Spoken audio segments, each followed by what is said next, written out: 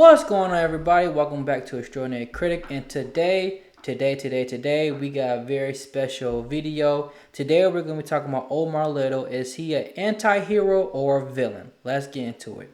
Now, for people who don't know what an anti-hero is, an anti-hero is a character who's basically not a superhero. They don't go out and just do stuff for the goodness of people.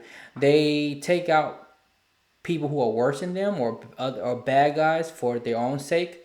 Uh, you got characters like Beatrice Kiddo from Kill Bill. You got Deadpool. You got so many other characters I can't think of off the top of my head right now. But Walter White is a perfect example of an anti-hero slash villain. Walter White in the beginning of the series was an anti-hero. He was a man who needed money for his family because he was dying from cancer, and he needed money fast, and the jobs he was working at were shit. So he decided to cook meth and sell meth in order to earn as much money as he can before he died from cancer. But later, the second half of the series, he turns to a villain because he has a huge ego problem, and and he wants to be recognized for his work, and he just becomes more and more a narcissist and a manipulator to Jesse and them. So going into the wire, is Omar Little an anti-hero or a villain? I think Omar Little is an anti-hero in my personal opinion, and the reason why I think Omar Little is an anti-hero is because he doesn't harm people who's not in the game. He doesn't go out and just terrorize um, innocent people. And he's not a selfish person. He's not a narcissist. He does think about the people he works with, and he does have a code. But at the end of the day, he's an anti-hero because he causes destruction in Baltimore by robbing drug dealers. And if you know anything about the series, he really goes to war with Avon Barksdale and Marlo Stanfield. Mostly with Marlo Stanfield. Marlo Stanfield wants him so bad that he goes to the extreme to get Omar Little. One, because it'll make him a legend in the streets, but two, it's the principle of that Omar took his shit and everybody knew about it, and he can't let that go. So Omar Little knows that by robbing these dealers, that these drug dealers are coming after him. Avon Barksdale and Marlo Stanfield are really special cases of they're not like other drug dealers. Well, one, they're two drug kingpins. Um, in their own times. But two, the drug dealers that Omar usually rob, they really don't come after him. Pretty much everybody knows that he's a force to be reckoned with. He's a great gunsmith. He's quick with the trigger. He's really indestructible. Everybody's pretty much afraid of him. But when it comes to these two drug kingpins, they'll go to the extreme, especially Morris Stanfield will go to the extreme to get Omar because it's part of the game. You can't let that shit go. You gotta make an example out of him or less. And then if you don't do that, people gonna come after you because they'll think you're weak. So that's the reason why Avon Barksdale and Marlo Stanfield really go to the extreme to get Omar. Like I said, mostly Marlo Stanfield. Like Avon does some messed up. He done some stuff himself, but Marlo Stanfield go to the extreme to the point where they're at war with each other. So Omar does cause the destructions, the gunfighting, the violence, the killing. He does kill drug dealers. He is a murderer. It's not like he's completely innocent. He does kill them. He does torture them. He will shoot them in the leg with a double barrel shotgun if you don't give up the stash, which can kill somebody if you hit them in their artery. So yeah, and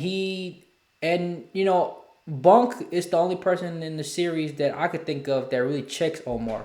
He's the one that checks him about how low life he is, and he is a criminal, and that kids are pretending to be him and want to be like Omar, and they witness the gunfight in season 3 and stuff. And also by Omar going after these drug dealers, he's putting his friends at risk who works with him with a stick up because spoiler, but one of his friends, Tasha, gets shots in the head because of the gunfight they get into when they rob these drug dealers.